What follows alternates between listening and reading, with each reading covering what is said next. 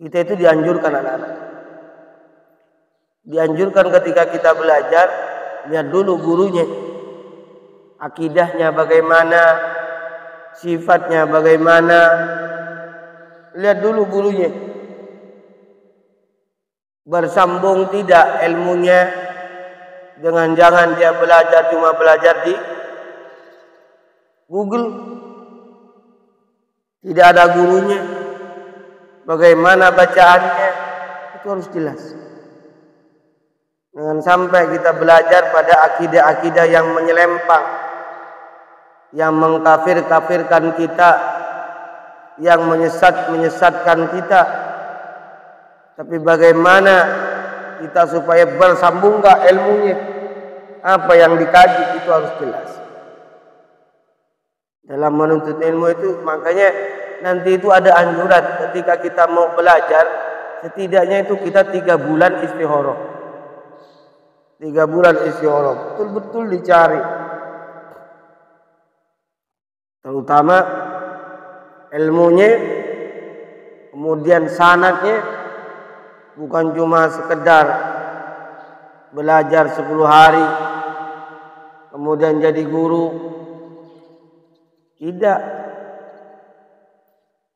Prosesnya panjang.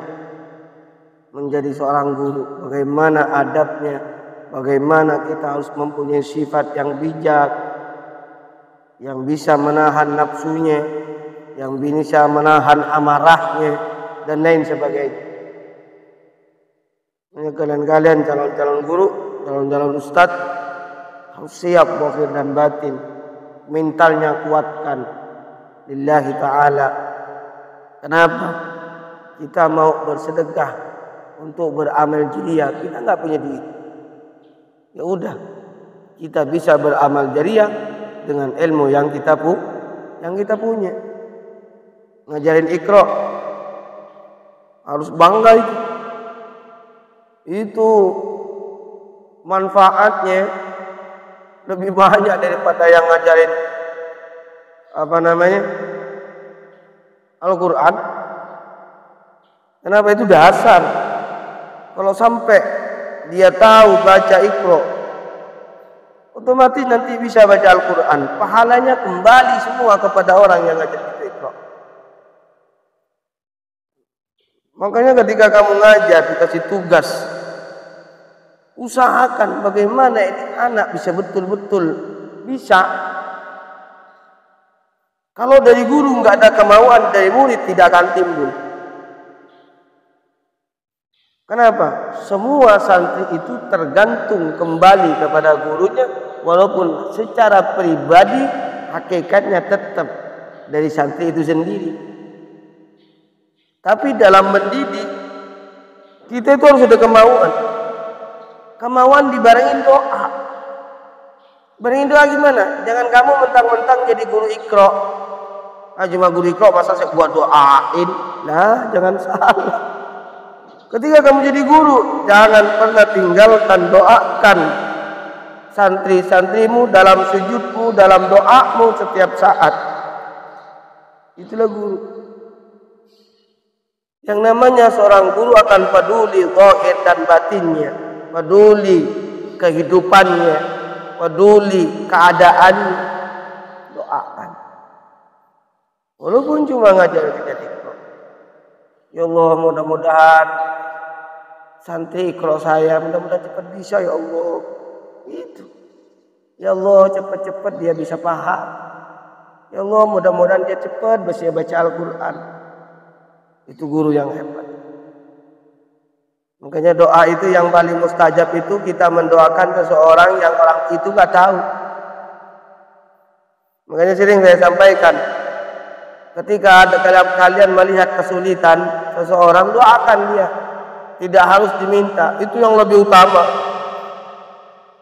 Lebih utama. Kamu sambil jalan, orang itu kalau biasa mendoakan orang lain, kita itu kan tetap didoakan orang lain.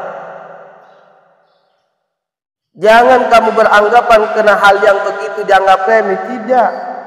Kebaikan akan dibalas kebaikan. In khairan fa khairun wa in syarran fa syarrun. Baik di dunia. Kalau kita mendoakan orang, pasti kita didoakan orang. Kalau kita membantu orang, pasti kita dibantu oleh orang. Kalau kita zalim kepada orang, pasti kita dizalimin sama orang. Itu aja hidup. Makanya ketika kamu jalan, lihat ada orang goncengan motor bertiga, doakan, ya Allah, kasihan itu orang. Kasihan itu orang, mudah-mudahan cepat punya mobil. Doakan. Tidak akan rugi kamu mendoakan orang lain. Orang yang dianggap hebat itu bukan mendoakan orang yang sudah baik, tapi mendoakan orang yang belum baik untuk menjadi baik. Lebih hebatnya lagi, kita mendoakan kepada orang yang zalim kepada kita. Makanya anjuran ulama itu ketika kita mau tidur, lepaskan semua dendammu, lepaskan semua sifat-sifat jelekmu. Yang kita punya dendam kepada orang, lepaskan. Kita doakan orang, ya Allah, mudah-mudahan orang yang zalim kepada saya Allah ampuni. Allah berikan kesadaran. Kalau memang nggak dikasih kesadaran, ya udah, mudah-mudahan cepat mati, ya udah selesai. Doakan tetap. Doakan.